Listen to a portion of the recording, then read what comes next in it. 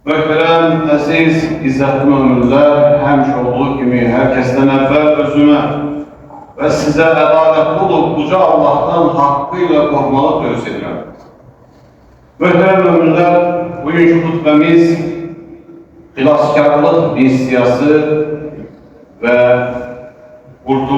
milli qurtuluş günü barəsindədir. Az əvvəl ərəbcəsini zikr etdiyimiz İbrahim suresinin 7. ayəsində Uca Allah belə buyurur: Əgər siz şükür etsəniz, mən də sizə daha çox verərəm. Amma nankörlük etsəniz, şübhəsiz mənim əzabım çox şiddətlidir. Bu ilahi xəbərdarlıq bizə xatırladır ki, Allah'ın bizə bəxş etdiyi hər bir neymətə şükür etmək bizim borcumuzdur. Və heç şübhəsiz ki, bu neymətlərin ən önemlilerinden biri də vətənimizin azadlığı, müstəqilliyi, sabitliyidir. Elə bu səbəbdəndir ki, bir vaxtlar İbrahim Aleyhisselam Rəbbinə belə dua etmişdir. Bir zaman İbrahim demişdir: Ey Rəbbim, bu şəhəri, Məkkəni təhlükəsiz bir yer et, məni və oğullarımı da bütlərə ibadət etməkdən uzaq tut. Əziz möminlər, bugünkü xutbəmiz 15 iyun Milli Qurtuluş Günü münasibətidir. Bu tarix 1993-cü ildə xalqımızın böyük siyasi və ictimai çətinliklər içərisində vətəndaş müharibəsi ilə və bu təhlükə ilə üz-üzə qaldığı bir anda milletin çağrışıyla Ulu Önder'in yeniden hakimiyete qayıtdığı gündür. Mən özüm yaxşı xatırlayıram, 13 yaşım var idi həmin dövrdə. Böyüklərimiz, atamın həmşuşaqları həmin dövrdə canlı yayında televiziyanı izləyirdilər. Və o zaman hələ heç bir xəbər yox idi, amma deyirdilər ki, bizi bu haldan Allah'ın izniyle kurtara bilsə, Heydər Əliyev kurtara bilər. Çünki ondan həqiqətən də siyasi dahilik var idi. Onun müdrişliyi, uzaqgörənliyi və xalqa vətənə sədaqəti nəticəsində ölkəmiz dağılmaqdan, xaosdan və parçalanmaqdan xilas olmuş.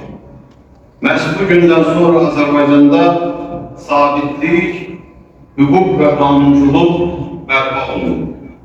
İzzətli möminlər, vətən sevgisi sadəcə his və duyğu deyil, bu imanımızın tərkib hissəsidir. Diqqət edək ki, Peyğəmbər Efendimiz sallallahu aleyhi və səlləm Məkkədən hicrət edərkən göz yaşları içərisində belə demişdi: Ey Məkkə, sən mənim üçün ən sevimli torpaqsan. Əgər məni buradan çıxarmasaydılar, heç vaxt səni tərk etməzdim. Bu hədisdən də anlayırıq ki, hər bir müsəlmanın qəlbində vətənə sevgi olmalıdır. Bu sevgi dualarımızda, əməl və xidmətlərimizdə öz əksini tapmalıdır. Möhtərəm möminlər, 15 gün təkcə siyasi bir tarix deyil, bu həm də xalqın Allaha təvəkkülünün, birliyinin və ayıq sahiblığının bir tərənnümüdür. Biz bu sabitliyi qorumaqla, şəhidlərin qanını yerdə qoymamaqla, gələcək nəsillərə güclü və əmin bir dövlət miras qoymaqla məsuldur. Bu məsuliyyət həm dünyəvi, həm də mənəvi bir məsuliyyətdir. Unutmayaq ki, Uca Allah bir zaman Adəm Əleyhisselamı xəlq edərkən onu yeryüzünün xəlifəsi, canişini etmiştir. Çünki Adəm Əleyhisselam ilk peyğəmbər, ilk iman edən şəxs, ilk mümin və həmsinin Allah'tan ilk vəhiy alan kimsədir.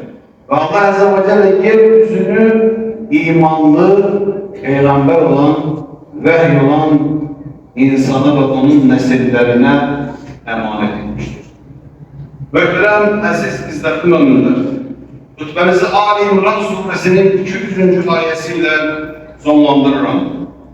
Uca Allah belə bəyan edir. Ey iman gətirənlər! Səbr edin, düşmənə qarşı möhkəm olun, sərhəd boyu növbə ilə keşik çəkin, ayədə varrabitu ifadəsi zikr olun.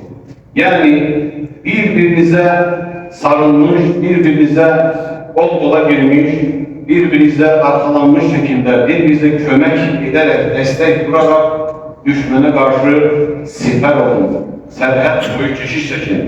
Və davamında Uca Allah buyurur ki, və Allah'tan qorxun ki, bəlkə nizam tapasınız.